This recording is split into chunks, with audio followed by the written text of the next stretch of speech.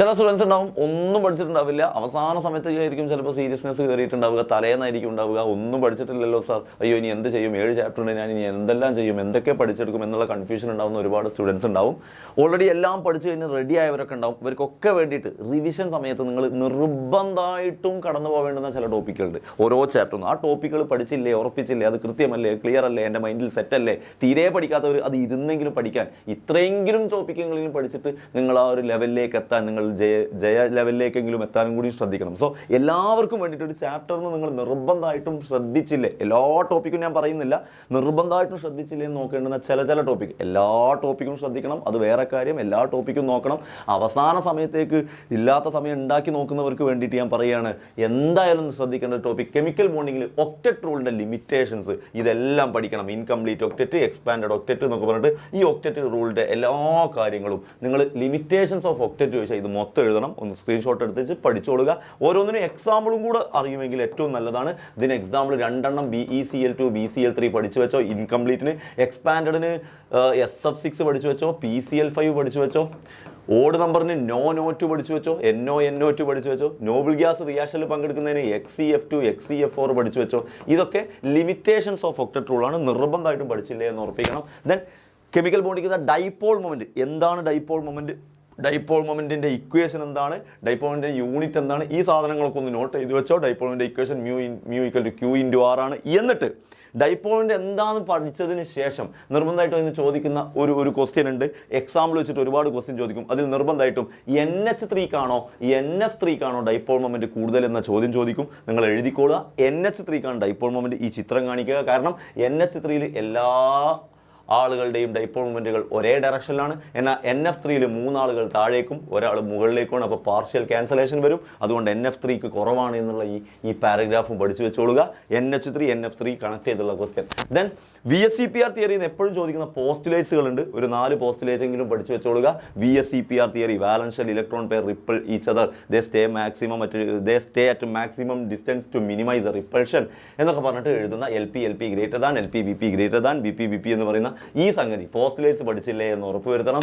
Then VSEPR തിയറിയിൽ നിന്ന് ഈ കോമ്പൗണ്ടുകളെ തന്നിട്ട് അവരുടെ ഷേപ്പും ആംഗിളും ചോദിക്കും. സോ ഷേപ്പും ആംഗിളും പഠിച്ചു വെച്ചോണം കേട്ടോ. ഓരോ ദിവസം ചിലപ്പോൾ എക്സാമിന് ചോദിക്കാം PCl5 അതിൻ്റെ ഷേപ്പ് എന്താ. അപ്പോൾ PCl5 5 പേരല്ലേ, അപ്പോൾ ട്രൈ പ്ലസ് ബൈ, ട്രൈ പറഞ്ഞാൽ 3, ബൈ എന്ന് പറഞ്ഞാൽ 2, അപ്പോൾ ട്രയഗണൽ ബൈ പിരമിഡൽ, അതിൻ്റെ ആംഗിൾ 120 ഡിഗ്രി 90 ഡിഗ്രി. സോ ഓരോന്നും ഇതേപോലെ ഷേപ്പും ആംഗിളും പഠിച്ചു വെച്ചില്ലേ എന്ന് ഉറപ്പിക്കണം. ദെൻ ഏറ്റവും നിർബന്ധമായിട്ട് കുറേ എക്സാമ്പിൾ അതിൽ H2O NH3 സ്ഥിരം ചോദിക്കുന്നതാണ്. H2O-ൻ്റെ NH3-ൻ്റെയും ചോദിക്കുന്നതാണ്. H2O-ൻ്റെ ചോദിച്ചാൽ നിങ്ങൾ ബെൻഡ് ഷേപ്പ് എന്ന് എഴുതണം. H2O-ൻ്റെ ചോദിച്ചാൽ നിങ്ങൾ ബെൻഡ് ഷേപ്പ് എന്ന് എഴുതണം. NH3-ൻ്റെ ചോദിച്ചു കഴിഞ്ഞാൽ ട്രയഗണൽ പിരമിഡൽ എന്ന് എഴുതണം.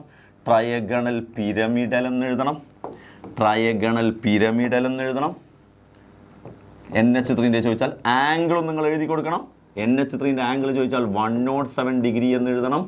ദെൻ H2O-ൻ്റെ ഷേപ്പ് ചോദിച്ചാൽ ആംഗിൾ ചോദിച്ചാൽ 104.5 ഡിഗ്രി എന്ന് എഴുതണം. അതും മറക്കരുത്. ബാക്കി അതുപോലെ ഉണ്ട്. ഇതിൻ്റെ ബാക്കിയുള്ളതിൻ്റെ ആംഗിളൊന്നും നിർബന്ധമല്ല, ഷേപ്പ് നമ്മൾ കണ്ടുപിടിക്കുന്നതാണ്. അപ്പോൾ ഇത് H2O NH3 എന്തായാലും പഠിച്ചില്ലേ എന്ന് ഉറപ്പ് വരുത്തണം. ദെൻ മക്കളെ ഹൈബ്രിഡൈസേഷനുമായിട്ട് ബന്ധപ്പെട്ട് സ്ഥിരം വരുന്ന ഒരു ചോദ്യമാണ്. കാർബണിൻ്റെ അടുത്ത് സിംഗിൾ ബോണ്ട് ആണെങ്കിൽ SP3, ഡബിൾ ബോണ്ട് ആണെങ്കിൽ SP2, ട്രിപ്പിൾ ബോണ്ട് ആണെങ്കിൽ SP. മറക്കാണ്ട് നോട്ട് ചെയ്ത് വെച്ച് പോയിക്കോളുക. ഈ ആളുകളെ കണ്ടോ, ഈ ആളുകളുടെ ഹൈബ്രിഡൈസേഷൻ 3 ആൾ വന്നാൽ SP2, കാരണം SP2 പറഞ്ഞാൽ ടോട്ടൽ 3 ആയി. 4 ആൾ വന്നാൽ SP3, 5 ആൾ വന്നാൽ SP3D, 6 ആൾ വന്നാൽ SP3D2. ദെൻ H2O NH3 ഞാൻ നേരത്തെ പറഞ്ഞ പോലെ H2O NH3 രണ്ടുപേരുടെയും ഹൈബ്രിഡൈസേഷൻ സെയിം ആണ് SP3. H2O NH3 രണ്ടുപേരുടെയും ഹൈബ്രിഡൈസേഷൻ സെയിം ആണ് എന്താണ് SP. ദെൻ മോളിക്കുലാർ ഓർബിറ്റൽ തിയറിയിൽ നിന്ന് നിങ്ങൾ പഠിക്കേണ്ടുന്ന ഏറ്റവും ഇമ്പോർട്ടൻ്റ് ആയ ഒരു ടോപ്പിക് എന്ന് പറയുന്നത് 2 കോൺഫിഗറേഷൻ ഉണ്ട്. ഇതും നമ്മളെ ചെറിയ വ്യത്യാസം എന്താ, മുകളിലത്തെ നിര ഒരേപോലെയാണ്. ഇവിടെ π2px π2pi σ2pz എന്നുള്ളതിന് ജസ്റ്റ് ഒരു ഓർഡർ വ്യത്യാസം. ഈ σ2pz മുന്നിലേക്ക് കയറി, ബാക്കി അതുപോലെ തന്നെ എഴുതി. താഴത്തെ നിര സെയിം ആണ്. സോ ആകെ വ്യത്യാസം ഈ σ2pz മുന്നിലേക്ക് കയറി. സോ ഇത് ഇലക്ട്രോണിൻ്റെ എണ്ണം 14 കുറവോ ആണെങ്കിലാണ്, ഇത് ഇലക്ട്രോണിൻ്റെ എണ്ണം 14 കൂടുതലാണെങ്കിലാണ്. സോ ഇലക്ട്രോണിൻ്റെ എണ്ണം 14 കൂടുതൽ ചോദിച്ചാൽ ഈ കോൺഫിഗറേഷൻ, ഇലക്ട്രോണിൻ്റെ എണ്ണം 14 കുറവാണെങ്കിൽ ഈ കോൺഫിഗറേഷൻ മൈൻഡിൽ പഠിച്ച് സെറ്റാക്കി വെച്ചോളുക. Okay, ready. ദെൻ ഇലക്ട്രോൺ ആ ഓർഡർ വെച്ചിട്ട് നിങ്ങൾ നേരത്തെ എഴുതിയ ഓർഡറില്ല, ആ ഓർഡർ വെച്ചിട്ട് നിങ്ങളോട് കോമ്പൗണ്ടിൻ്റെ സ്റ്റെബിലിറ്റി പ്രെഡിക്റ്റ് ചെയ്യാൻ പറയും. അപ്പോൾ നിങ്ങൾ NB NA ഒക്കെ കണ്ടിട്ട് സ്റ്റെബിലിറ്റി പ്രെഡിക്റ്റ് ചെയ്യണം. ദെൻ ബോണ്ട് ഓർഡർ പ്രെഡിക്റ്റ് ചെയ്യാൻ പറയും. ബോണ്ട് ഓർഡറിൻ്റെ ഇക്വേഷൻ 1/2 × NB - NA ആണ്. മാഗ്നറ്റിക് പ്രോപ്പർട്ടി പ്രെഡിക്റ്റ് ചെയ്യാൻ പറയും. എല്ലാ ഓർബിറ്റിലും 2 ഇലക്ട്രോൺ ആണെങ്കിൽ അത് ഡയാമാഗ്നറ്റിക്, ഏതെങ്കിലും ഒന്നിൽ 1 ഇലക്ട്രോൺ ഉണ്ടെങ്കിൽ അത് പാരാമാഗ്നറ്റിക്. സോ ഈ ടോപ്പിക്കുകളും പഠിച്ചില്ലേ എന്ന് ഉറപ്പുവരുത്തണം. ഇവിടെ ഇരുന്നിങ്ങനെ ഇത് ഇരുത്തി പഠിപ്പിക്കാന്നല്ല ഇപ്പം എൻ്റെ ഉദ്ദേശം. ഇത് പഠിച്ചില്ല, ഈ ടോപ്പിക്കൊക്കെ നിങ്ങളുടെ മൈൻഡിൽ സെറ്റ് അല്ലേ എന്ന് നിങ്ങൾ ഉറപ്പിക്കണം. ദെൻ ഞാൻ ഇക്വിലിബ്രിയം എന്ന് പറയുന്ന ചാപ്റ്ററിലേക്ക് പോയാൽ, ഇക്വിലിബ്രിയം എന്ന് പറഞ്ഞ ചാപ്റ്ററിൽ പോയാൽ ലോ ഓഫ് കെമിക്കൽ ഇക്വിലിബ്രിയം അഥവാ KC എഴുതാനുള്ള ഇക്വേഷൻ, ജനറൽ ഇക്വേഷൻ നിങ്ങൾക്ക് AA + BB gives CC + DD എന്ന് പറയുന്ന ജനറൽ ഇക്വേഷൻ. ഇതുപോലെ ഈ ടൈപ്പിൽ വരുന്ന ഏത് ഇക്വേഷൻ തന്നാലും KC എഴുതാൻ അറിയില്ലേ നോക്കണം. KCൻ്റെ ഇക്വേഷനെയാണ് ലോ ഓഫ് കെമിക്കൽ ഇക്വിലിബ്രിയം എന്ന് വിളിക്കുക.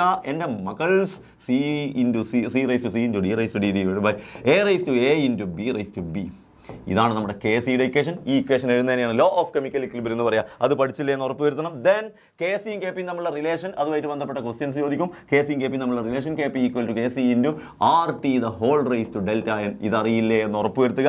ഇതുമായിട്ട് ബന്ധപ്പെട്ടുള്ള ടോപ്പിക്കുകളും ആ ഡെൽറ്റനും അതിനുള്ള ന്യൂമറിക്കലൊക്കെ നിങ്ങൾ പഠിച്ചു വെച്ചില്ലേ എന്ന് ഉറപ്പ് വരുത്തുക. അവസാനം പഠിക്കാനുള്ള ചെറിയ ചെറിയ ടോപ്പിക്കുകൾ മാത്രമാണ് പറയുന്നത്. അതെങ്കിലും ഉറപ്പിക്കുക എന്ന് പറയില്ലേ നമ്മൾ, അതെങ്കിലും പഠിക്കണ്ടേ. അപ്ലിക്കേഷൻസ് ഓഫ് KCയുടെ അപ്ലിക്കേഷൻസ് എന്തെന്ന് ചോദിച്ചു കഴിഞ്ഞാൽ പഠിക്കണം. ഒന്ന് ഡയറക്ഷൻ പറയാൻ പറ്റും, എങ്ങനെയാണ് പറയുന്നതെന്ന് ഇവിടെ ഉണ്ട്. ഇതാ ആവശ്യമുള്ളവരൊന്ന് സ്ക്രീൻഷോട്ട് എടുത്ത് വെച്ചോണേ മക്കളെ. ദെൻ രണ്ടാമത്തത് പ്രഡിക്ഷൻ ഓഫ് എക്സ്റ്റെൻറ്റ്. ഈ റിയാക്ഷൻ ഏത് എക്സ്റ്റെൻറ്റ് വരെ എത്തി എന്ന് പറയാൻ പറ്റും. അത് KCയുടെ വാല്യൂ വെച്ചിട്ട് പറയാൻ പറ്റും. എവിടേക്കാണ്, മുന്നോട്ടാണോ ബാക്കോട്ടാണോ എന്നൊക്കെ പറയാൻ പറ്റും. Then calculation of equilibrium concentration. ഒരു കോമ്പൗണ്ട് ഒരു റിയാക്ഷനിലെ ഇക്വിലിബ്രിയം കോൺസെൻട്രേഷൻ കാൽക്കുലേറ്റ് ചെയ്യാൻ. ദെൻ Le Chatelier പ്രിൻസിപ്പിളിന്റെ statement whenever there is a change in concentration or temperature. Le Chatelier പ്രിൻസിപ്പിളിന്റെ സ്റ്റേറ്റ്മെന്റ് പഠിച്ചില്ലേ എന്ന് ഉറപ്പിക്കുക. ആ Le Chatelier പ്രിൻസിപ്പിളിന്റെ സ്റ്റേറ്റ്മെന്റ് വെച്ചിട്ട് നിങ്ങൾ പറയുന്നത് കോൺസെൻട്രേഷനിൽ ചേഞ്ച് വരുത്തിയാൽ എന്ത് സംഭവിക്കും, റിയാക്ടന്റിൽ അളവ് കൂട്ടിയാൽ ഫോർവേഡ് റിയാക്ഷൻ പോകും, പ്രൊഡക്റ്റ് നാളെ ഒഴിവാക്കിയാൽ ഫോർവേഡ് റിയാക്ഷൻ പോകും എന്ന് പറയുന്ന പോയിന്റ് പഠിക്കുക.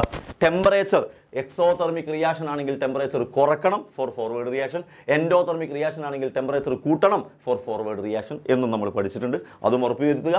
ദെൻ പ്രഷർ കൂട്ടിക്കഴിഞ്ഞാൽ റിയാക്ഷൻ നമ്പർ ഓഫ് മോൾസ് കുറവുള്ളിടത്തേക്ക് പോകും, പ്രഷർ കുറച്ച് കഴിഞ്ഞാൽ റിയാക്ഷൻ നമ്പർ ഓഫ് മോൾസ് കൂടുതലുള്ളിടത്തേക്ക് പോകും. ഞാൻ വരച്ചത് നമ്പർ ഓഫ് മോൾസ് കൂടുതലുള്ളിടത്തേക്ക് പോകും. ദെൻ ലൂയിസ് കോൺസെപ്റ്റ് പ്രകാരം ഇലക്ട്രോൺ പെയറിനെ കൊടുക്കുന്നവർ ബേസുകളും ഇലക്ട്രോൺ പെയറിനെ വാങ്ങുന്നവർ ആസിഡുകളുമാണ് എന്നുള്ളത് ലൂയിസ് കോൺസെപ്റ്റ് ആണ് എന്നും ഉറപ്പുവരുത്തുക. ദെൻ മക്കളെ കോമൺ അയോൺ എഫക്ട്. എന്താണ് കോമൺ അയോൺ എഫക്ട് എന്നുള്ളതിന്റെ ഡെഫിനിഷൻ പഠിച്ചോളുക. It is the suppression of dissociation of weak electrolyte by adding strong electrolyte containing common ion. ഒരു പാട്ട് പോലെ പറഞ്ഞ് പഠിച്ചോളുക. എക്സാമ്പിൾ മൈൻഡിൽ സെറ്റ് ആക്കുക. കോമൺ അയോൺ എഫക്റ്റിന്റെ എക്സാമ്പിൾ CH3COOH ഉം NAയും തമ്മിൽ ചേരുന്നതാണ്. CH3COOH ഉം CH3COO തമ്മിൽ ചേരുന്നതാണ് common ion effect. Then buffer solution എന്താ? ഇതൊക്കെ തിയറി ഡയറക്റ്റ് ചോദിക്കാവുന്ന ക്വസ്റ്റ്യൻ ആണ്. എന്താണ് buffer solution? Solution which resist change in pH on dilution or addition of small amount of acid or alkali is called buffer solution. നമ്മുടെ ബോഡിയിലുള്ള blood ഒരു buffer solution ആണ് എന്ന സത്യം ഞാൻ നിങ്ങളെ അറിയിക്കുന്നു. ബേസിക് ബഫറും അസിഡിക് ബഫർ ഉണ്ടാക്കാൻ വീക്ക് ആസിഡും അതിന്റെ സോൾട്ട് ഓഫ് കോൺജുഗേറ്റ് ബേസും ചേർക്കുക. ബേസിക് ബഫർ ഉണ്ടാക്കാൻ week ബേസും salt of its conjugate ആസിഡും ചേർക്കുക. യെസ്, അതിന്റെ ഇക്വേഷൻ ഒക്കെ ഇവിടെ ഉണ്ട്, അതിന്റെ എക്സാമ്പിൾ ഇവിടെ ഉണ്ട്. നേരത്തെ കോമൺ അയോൺ എഫക്റ്റിൽ പഠിച്ച എക്സാമ്പിൾ ബഫർ സൊല്യൂഷന്റെ എക്സാമ്പിൾ, അതുപോലെ NH4OH ഉം NH4Cl ഉം ബേസിക് ബഫറിന്റെ എക്സാമ്പിൾ. ഇത് കോമൺ അയോൺ എഫക്റ്റിന്റെ എക്സാമ്പിൾ ആയിട്ട് എടുക്കാം. സോ കോമൺ അയോൺ എഫക്റ്റിന്റെ എക്സാമ്പിളും ബഫർ സൊല്യൂഷന്റെ എക്സാമ്പിളും ഒന്നാണെന്നും കൂടെ മനസ്സിലാക്കിക്കൊള്ളുക.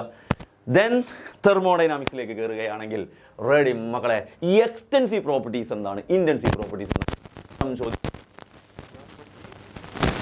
എമൗണ്ട് ഓഫ് മാറ്റർ ആണെങ്കിൽ extensive, which independent on amount of matter ആണെങ്കിൽ ഇന്റൻസീവ് പ്രോപ്പർട്ടി എന്ന് വിളിക്കും. കുറച്ച് എക്സാമ്പിളും പഠിച്ചോളൂ. മാസ്, വോളിയം, ലെങ്ത്, എല്ലാ എനർജിയും, internal energy, enthalpy, Gibbs energy എല്ലാം എക്സ്റ്റെൻസീവ് പ്രോപ്പർട്ടിയാണ്. Temperature, density, temperature, pressure, viscosity, molar എന്ന് തുടങ്ങുന്ന എല്ലാം, സ്പെസിഫിക് എന്ന് തുടങ്ങുന്ന എല്ലാം ഇന്റൻസീവ് പ്രോപ്പർട്ടികളാണ്.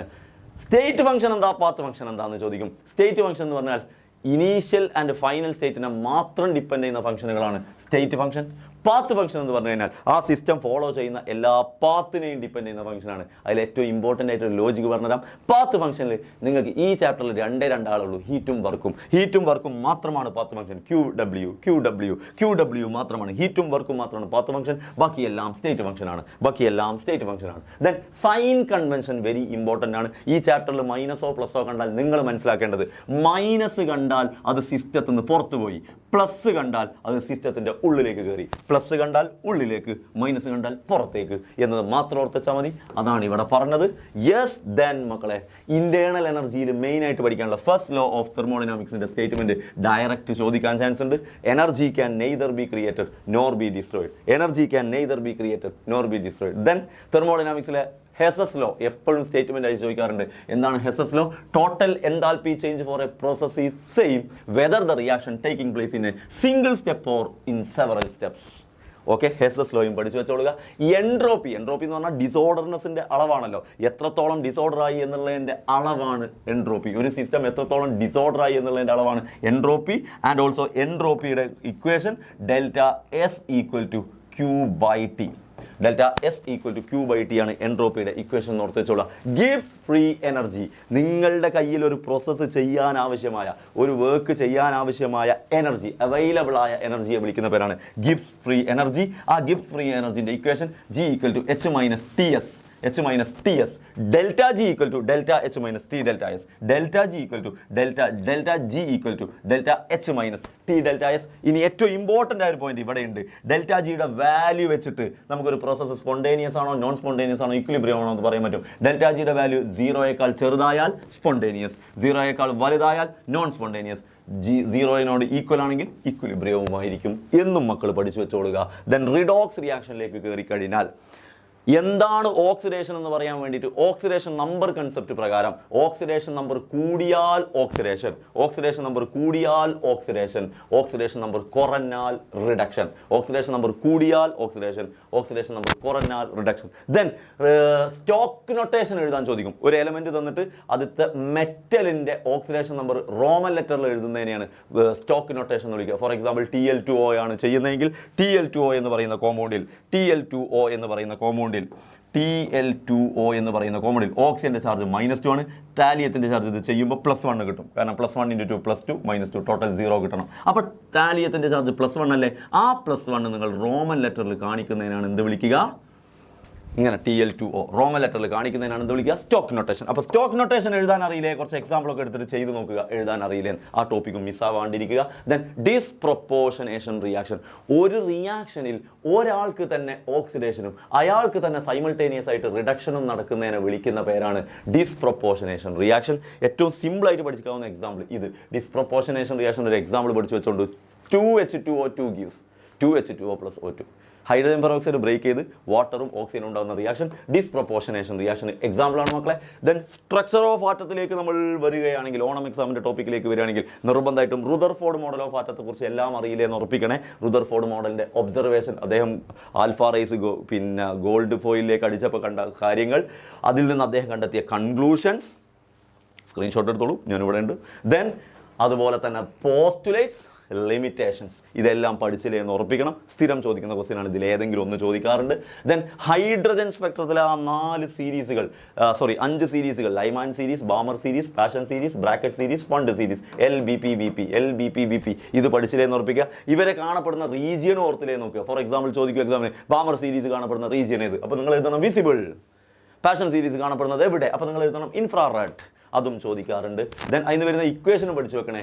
ഹൈഡ്രജൻ സ്പെക്ട്രത്തിൻ്റെ ഇക്വേഷനും പഠിച്ചു വെക്കണേ. Nu bar equal to RH എന്ന് പറഞ്ഞാൽ 109,677 1/n1² - 1/n2² പഠിക്കണം. ബോർ മോഡലിൻ്റെ പോസ്റ്റുലേറ്റ്സ്, ഇലക്ട്രോൺ കറങ്ങുന്നത് ന്യൂക്ലിയസിൻ്റെ ചുറ്റും ഒരു ഫിക്സ്ഡ് സർക്കുലർ പാത്തിലാണ്. ആൻഡ് ഇലക്ട്രോണിൻ്റെ എനർജി മാറുന്നില്ല. ആംഗുലാർ മൊമെൻറ്റത്തിൻ്റെ ഇക്വേഷൻ, ഫ്രീക്വൻസിയുടെ ഇക്വേഷൻ, എനർജിയുടെ ഇക്വേഷൻ, ഇതൊക്കെ മക്കൾക്ക് മൈൻഡിൽ സെറ്റല്ലേ നോക്കുക. ഫ്രീക്വൻസിയുടെ ഇക്വേഷൻ എന്താ മക്കളെ? ഫ്രീക്വൻസിയുടെ ഇക്വേഷൻ ΔE/h ആണ്. അതുപോലെ തന്നെ എനർജിയുടെ ഇക്വേഷൻ എനർജിയുടെ ഇക്വേഷൻ -RH/n² ആണ്. ഹൈഡ്രജൻ ആണെങ്കിൽ z² വേണ്ട, അല്ലെങ്കിൽ z² ഉണ്ട്. ദെൻ റേഡിയസിൻ്റെ ഇക്വേഷൻ R = A0 × n²/z. ഈ z ഇവിടെയും എഴുതിയില്ലെങ്കിലും കുഴപ്പമില്ല. Then Heisenberg's uncertainty principle. എന്താണ് ഹെയ്സൻബർഗ്സ് അൺസർട്ടനിറ്റി പ്രിൻസിപ്പിൾ? അത് ആ സ്റ്റേറ്റ്മെന്റ് അങ്ങനെ തന്നെ പഠിച്ചോളണം. It is impossible to determine that exact position and exact velocity or momentum of a microscopic particle simultaneously ΔX × ΔP > h/4π. Heisenberg's uncertainty principle നിർബന്ധമായിട്ടും 4 മാർക്കിന് ഒക്കെ പല പ്രാവശ്യം ചോദിച്ച ക്വസ്റ്റ്യൻ ആണ്. ക്വാണ്ടം നമ്പേഴ്സിനെ കുറിച്ചുള്ള explanation. Principal quantum number, azimuthal quantum number, magnetic momentum quantum number, spin quantum number. ഇത് എനിക്ക് ഓരോന്ന് എക്സ്പ്ലെയിൻ ചെയ്യാൻ സമയമില്ല. ഇത് 4 നിങ്ങൾ പഠിച്ചില്ലേ എന്ന് ഉറപ്പിക്കുക. അഥവാ ഇത് ഞങ്ങളടുത്ത് ഇല്ലല്ലോ, ഞങ്ങൾ എവിടുന്ന് പഠിക്കുന്നുള്ള കൺഫ്യൂഷൻ ആണെങ്കിൽ സ്ട്രക്ചർ ഓഫ് ആറ്റം എന്ന് പറയുന്ന ചാപ്റ്ററിൻ്റെ യൂട്യൂബ് ലൈവ് ഉണ്ട്. അതിൽ നിങ്ങൾ പോയി ഈ ക്വാണ്ടം നമ്പേഴ്സിൻ്റെ ഭാഗത്തിയാൽ ഡീറ്റെയിൽ ആയിട്ട് പറഞ്ഞു തന്നിട്ടുണ്ട്. ഇത് പഠിക്കാണ്ട് പോവണ്ട. ഇതിൽ നിന്ന് എന്തായാലും ഒരു ഷുവർ ക്വസ്റ്റ്യൻ വരും എന്നുള്ളത് ഷുവറാണ്. Then rules for writing electronic configuration. Electronic configuration എഴുതുമ്പോൾ നിങ്ങൾ ശ്രദ്ധിക്കേണ്ട റൂൾസ് ആണ് 3 റൂൾ. ഓഫ് ബോ പ്രിൻസിപ്പിൾ, ആ സ്റ്റേറ്റ്മെന്റ് പഠിച്ചോളുക. ഓഫ് ബോ പ്രിൻസിപ്പിൾ എന്ന് പറഞ്ഞാൽ എനർജി ഇൻക്രീസ് ചെയ്യുന്ന ഓർഡറിലാണ് ഇലക്ട്രോണിനെ ഫില്ല് ചെയ്യേണ്ടത്. പോളീസ് എക്സ്ക്ലൂഷൻ പ്രിൻസിപ്പിൾ പഠിച്ചോളുക. എന്താ പോളീസ് എക്സ്ക്ലൂഷൻ പ്രിൻസിപ്പിൾ? ഒരു ഓർബിറ്റലിൽ മാക്സിമം 2 ഇലക്ട്രോണെ അക്കോമഡേറ്റ് ചെയ്യാൻ പറ്റുള്ളൂ. അതിന് ഓപ്പോസിറ്റ് സ്പിൻ ആയിരിക്കണം എന്ന് പറയുന്ന റൂളാണ്. Hund's rule of maximum multiplicity. ഒരേ എനർജിയുള്ള ആളുകൾക്ക് ഓരോന്ന് കൊടുത്തതിന് ശേഷം പെയർ ചെയ്യാൻ പാടുള്ളൂ എന്ന് പറയുന്ന ഹൺസ് റൂൾ. ഈ 3 റൂളും പഠിച്ചില്ലേ എന്ന് ഉറപ്പ് വരുത്തുക എൻ്റെ മക്കളെ. ക്ലാസിഫിക്കേഷൻ ഓഫ് എലമെന്റ്സിൽ മെന്റലീസ് പീരിയോഡിക് ലോ പഠിച്ചോളണം. The properties of elements are the periodic functions of their atomic mass. ഇത് അങ്ങനെ തന്നെ ചോദിക്കാറുണ്ട്. അതുപോലെ മോഡേൺ പീരിയോഡിക് ലോ ചോദിക്കാറുണ്ട്. മെന്റലി പീരിയോഡിക് ലോന്റെ മെറിറ്റ്സ് പഠിച്ചോളുക. അദ്ദേഹം അറ്റോമിക് വേസ് കറക്റ്റ് ആക്കി എന്നുള്ളതും കണ്ടുപിടിക്കാത്ത എലമെന്റ്സിന്റെ പ്രോപ്പർട്ടി പറഞ്ഞു എന്നുള്ള മെറിറ്റ്സ് പഠിക്കുക. ഡീമെറിറ്റ്സും പഠിച്ചോളുക. അദ്ദേഹം പറഞ്ഞതിന് അദ്ദേഹം തന്നെ അനുസരിച്ചില്ല എന്ന് പറയുന്ന കുറച്ച് ഡീമെറിറ്റ്സ് ഉണ്ട്. അതും പഠിച്ചില്ലേ എന്ന് ഉറപ്പ് വരുത്തുക. Then modern periodic law, Mendeleev periodic law atomic mass വെച്ചിട്ടാണെങ്കിൽ modern periodic law atomic number വെച്ചിട്ടാണ്. ബാക്കിയൊക്കെ സെയിം ആണ്. അതും പഠിച്ചോളുക മക്കളെ. Then ionisation enthalpy. എന്താണ് അയോണൈസേഷൻ എൻതാൽപ്പി എന്നും, എലോങ് പീരീഡ് പോകുമ്പോൾ അയണൈസേഷൻ എൻതാൽപ്പി കൂടും, ഡൗൺ ദ ഗ്രൂപ്പ് വരുമ്പോൾ അയണൈസേഷൻ എൻതാൽപ്പി കുറയും എന്നും എന്തുകൊണ്ടാണെന്നും പഠിച്ചില്ലേ എന്ന് നിങ്ങൾ ഉറപ്പിക്കുക. അയണൈസേഷൻ എൻതാൽപ്പി ചോദിക്കുമ്പോൾ എപ്പോഴും എക്സെപ്ഷണൽ കേസ് ചോദിക്കാറുണ്ട്. ബോറോണിന് കുറവാണ് ബെർലിയത്തിനേക്കാൾ, ഓക്സിജന് കുറവാണ് നൈട്രേനേക്കാൾ എന്ന് ചോദിച്ചാൽ ഉറപ്പിച്ചോ answer it is due to stable electronic configuration. അതും നിങ്ങൾ പറഞ്ഞു പഠിച്ചില്ലേ എന്ന് ഉറപ്പിക്കുക. ദെൻ ഇതേപോലെ അയണൈസേഷൻ താല്പര്യം അഫക്ട് ചെയ്യുന്ന ഫാക്ടേഴ്സ് സേന എന്ന് ഞാൻ പഠിപ്പിച്ചിരുന്നു.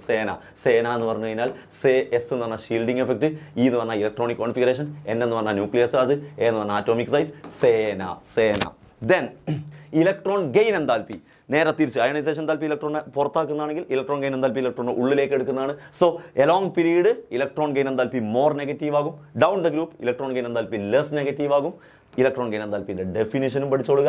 ദെൻ ഇലക്ട്രോൺ ഗെയിൻ എന്താൽപ്പിക്ക് ഇതേപോലെ എക്സെപ്ഷൻ ഉണ്ട്. ഫ്ലൂറിനും ക്ലോറിനും വെച്ച് സ്ഥിരം ചോദിക്കുന്ന ക്വസ്റ്റ്യൻ ആണ്. ഫ്ലൂറിന് കുറവാണ് ക്ലോറിനേക്കാളെന്ന് ചോദിച്ചാൽ നിങ്ങൾ എഴുതേണ്ടത് ഫ്ലൂറിൻ്റെ സൈസ് ചെറുതായതുകൊണ്ട് ഇലക്ട്രോൺ റിപ്പൾഷൻ വരും, ക്ലോറിൻ്റെ സൈസ് വലുതായതുകൊണ്ട് അത്ര റിപ്പൾഷൻ വരില്ല എന്നതാണ് ആൻസർ. ദെൻ ഇലക്ട്രോൺ ഗെയിൻ എന്താൽപ്പി അതേ ആൻസറാണ്. ഓക്സിജനും സൾഫർ വെച്ച് ചോദിച്ചാലും ഫ്ലൂറിൻ്റെയും ക്ലോറിൻ്റെയും അതേ ആൻസർ തന്നെയാണ് വരുന്നത്. Then factors affecting electron gain enthalpy ionisation enthalpy സേനയാണെങ്കിൽ ഇത് ഈന എന്ന് പഠിച്ചാൽ മതി. ഈന എന്ന് പഠിച്ചാൽ മതി. 3 ആൾ സെയിം തന്നെയാണ്. Electron configuration, nuclear charge, atomic size same ആണ്. നേരത്തെ വന്നതിൽ ഷീൽഡിംഗ് എഫക്റ്റിന് വരെ ഇവിടെ ഇലക്ട്രോൺ റിപ്പൾഷൻ എന്ന് എഴുതിയാൽ മതി. ഈന electron repulsion. Then anomalous property second period എലമെന്റ്സിന് മാത്രം, ഒരു പീരിയോഡിക് ടേബിളിലെ സെക്കൻഡ് പീരീഡ് എലമെന്റ്സിന് മാത്രമുള്ള പ്രത്യേകമായ പ്രോപ്പർട്ടിയാണ് അനോമലസ് പ്രോപ്പർട്ടി എന്ന് പഠിച്ചോളുക. ഈ അനോമലസ് പ്രോപ്പർട്ടിക്ക് കാരണങ്ങൾ പഠിച്ചോളുക. അവരുടെ ചെറിയ സൈസ്, അവരുടെ ഹൈ ഇലക്ട്രോനെഗറ്റിവിറ്റി, അവരുടെ ചാർജ് റേഡിയസ് റേഷ്യോ, അവർക്ക് ഡി ഓർബിറ്റൽ ഇല്ലാത്തത്. ഈ 4 കാരണങ്ങളാണ് അനോമലസ് പ്രോപ്പർട്ടിക്ക് കാരണമെന്ന് പഠിച്ചോളുക. സം ബേസിക് കോൺസെപ്റ്റ്സ് ഓഫ് കെമിസ്ട്രിയിൽ ആ 5 ലോസ് ഇല്ലേ, laws of chemical, law of conservation of mass, അതിൻ്റെ statement, law of definite proportion, law of multiple proportion, ഇത് പിന്നെ Avogadro's law, Gay Lussac's law of gaseous volume, ഈ 5 ലോയും പഠിച്ചോളുക. പ്രത്യേകം ലോ ഓഫ് ഡെഫിനിറ്റ് പ്രൊപ്പോർഷനും ലോ ഓഫ് മൾട്ടിപ്പിൾ പ്രൊപ്പോർഷനും സ്റ്റേറ്റ്മെൻറ്റ് പഠിച്ചില്ലേ എന്ന് ഉറപ്പ് വരുത്തുക. എക്സാമ്പിൾ മൈൻഡിൽ സെറ്റ് അല്ലേ എന്ന് ഉറപ്പ് വരുത്തുക. സയൻറ്റിസ്റ്റുകളുടെ പേരും ലോ ഓഫ് ഡെഫിനിറ്റ് പ്രൊപ്പോർഷനും ലോ ഓഫ് മൾട്ടിപ്പിൾ പ്രൊപ്പോർഷനും ഉറപ്പ് വരുത്തുക. ദെൻ മോളിക്കുലർ ഫോമുലയും എംപിരിക്കൽ ഫോമുലയും തമ്മിലുള്ള വ്യത്യാസം. മോളിക്കുലർ ഫോമുല എന്ന് പറഞ്ഞൊരു കോമ്പൗണ്ടിൻ്റെ ആക്ച്വൽ ഫോമുലയാണെന്നും അതിനെ ഏറ്റവും കോമൺ ആയ നമ്പർ കൊണ്ട് ഏറ്റവും പരമാവധി ചെറുതാക്കുന്നതാണ് എംപിരിക്കൽ ഫോമുല എന്നതും, എംപിരിക്കൽ ഫോമുലയും മോളിക്കുലർ ഫോമുലയും തമ്മിലുള്ള ബന്ധം molecular formula equal to n into empirical formula എന്നാണെന്നും n കണ്ടുപിടിക്കാൻ മോളിക്കുലർ മാസിനെ എംപിരിക്കൽ ഫോമുല മാസ് കൊണ്ട് ഡിവൈഡ് ചെയ്താൽ മതി എന്നുള്ള കോൺസെപ്റ്റും പഠിച്ചോളുക. സ്റ്റോഷിയോമെട്രി ഇത് നിങ്ങൾ നിർബന്ധമായിട്ടും പഠിച്ചു പോവുക. ഒരു ഇക്വേഷൻ തന്നു കഴിഞ്ഞാൽ അതിൻ്റെ സ്റ്റോഷിയോമെട്രി എഴുതാനും അത് വെച്ചിട്ടുള്ള ന്യൂമറിക്കലും ചെയ്തില്ലേ എന്ന് ഉറപ്പിക്കുക. അഥവാ അറിയാത്തവരുണ്ടെങ്കിൽ സം ബേസിക് കോൺസെപ്റ്റ്സ് ഓഫ് കെമിസ്ട്രിയിലെ യൂട്യൂബ് ക്ലാസ്സിൽ തന്നെ ഈ ഭാഗം എടുത്തിട്ട് പഠിച്ചാൽ മതി. 1-2 ക്വസ്റ്റ്യൻ ഞാൻ അവിടെ ചെയ്തു തന്നിട്ടുണ്ട്. ലിമിറ്റിംഗ് റിയേജൻ്റ് എന്താണെന്ന് ഡെഫിനിഷൻ ചോദിച്ചു കഴിഞ്ഞാൽ നിങ്ങൾ എഴുതിക്കൊള്ളുക. ഒരു റിയാക്ഷനിൽ ഫസ്റ്റ് കൺസ്യൂം ചെയ്ത് തീരുന്ന ആളാണ് ലിമിറ്റിംഗ് റിയേജൻ്റ് എന്ന് പറയുന്നത്. ആ ലിമിറ്റിംഗ് റിയേജൻ്റ് ആണ് എത്രത്തോളം പ്രൊഡക്റ്റ് ഉണ്ട് എന്ന് തീരുമാനിക്കുന്നത് ഒരു കോമ്പൗണ്ടിൽ. ദെൻ മൊളാരിറ്റി തമ്മിലുള്ള ഡിഫറൻസ് എപ്പോഴും ചോദിക്കാറുണ്ട്, അതും പഠിച്ചോളുക. മൊളാരിറ്റി എന്ന് പറഞ്ഞാൽ number of moles solute divide by വോളിയമാണ്. ദെൻ മൊളാലിറ്റി എന്ന് പറഞ്ഞാൽ number of moles of solute divide by mass of solvent ആണ്. ഇത്രയും ഈ ചാപ്റ്റർ, ഈ 7 ചാപ്റ്ററിൽ നിന്നെങ്കിൽ ഇതെങ്കിലും പഠിച്ചു പോകണേ. ഇതും പഠിക്കാൻ കഴിഞ്ഞില്ല എന്ന് പറഞ്ഞു വരരുത്. ഇതെങ്കിലും പഠിച്ചിട്ട് സെറ്റായിട്ട് പോയിക്കോളാം. എന്നിട്ട് നിങ്ങൾ പോയി എക്സാം എഴുതി പോകാം. Thank you.